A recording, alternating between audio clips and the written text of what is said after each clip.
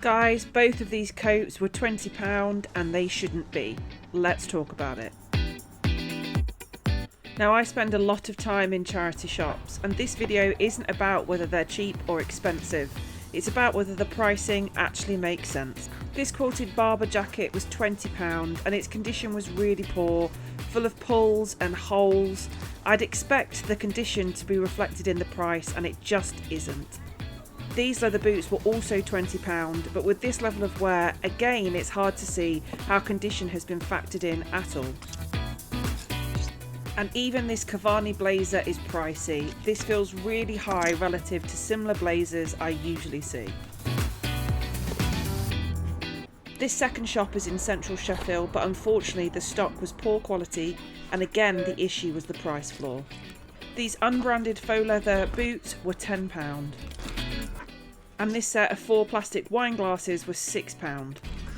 And the same inconsistent pricing was being applied to clothing. There was only a couple of coats at the £10 mark, with most of them being priced higher. I wasn't sure how the prices were being reached. Now, shop 3 doesn't look like much, and it's definitely rough around the edges, but it's generally much cheaper.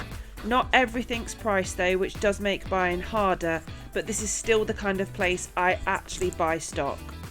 The clothing is much cheaper, including a Cavani blazer for £5. That's the same brand as shop 1, but a very different approach to pricing. I also find a vintage men's jacket for £8. That's compared to the fast fashion jackets that were in shop 2 for 10 to 20.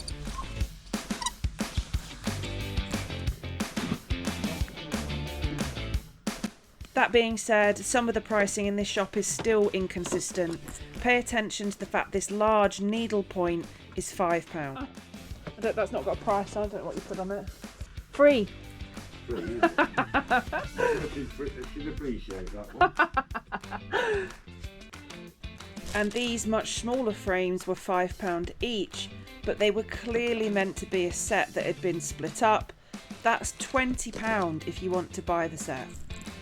And then compare those to this apple print that was £4.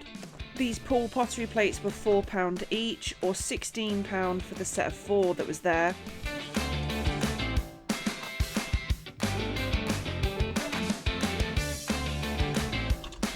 For a £5. And then compared to the Paul pottery plates, this 18-piece built-in set was £3.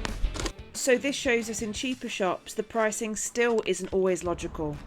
Now, this next shop is a favourite of mine, and it's a shop I always make time for. It's not flashy, but the pricing's sensible and it usually delivers.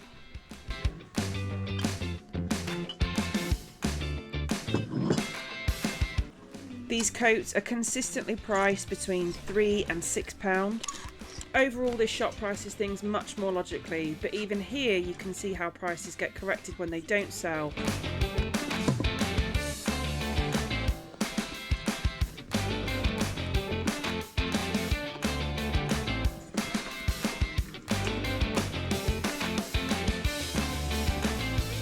The fact that the 2 pairs of leather boots were £5 to £6 and the faux leather boots were £3 makes much more logical sense.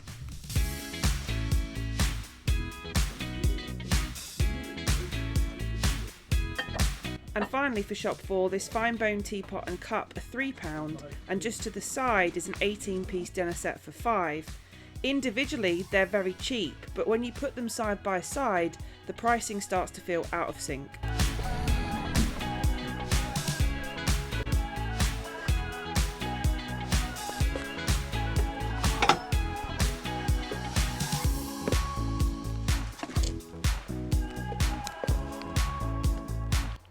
In shop 5, this large shabby chic mirror is £10.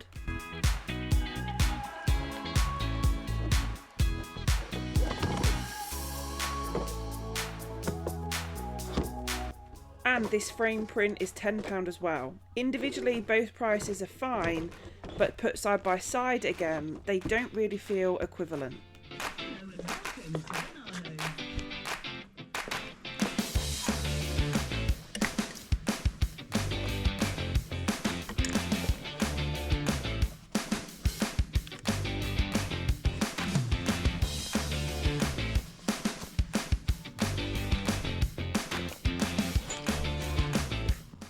Now, compared to the barber coat we saw at the start, this is where the pricing actually makes sense.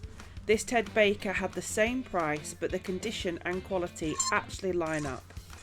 And this really sums up the trip for me. Some shops are clearly thinking about value and wear, and others just aren't.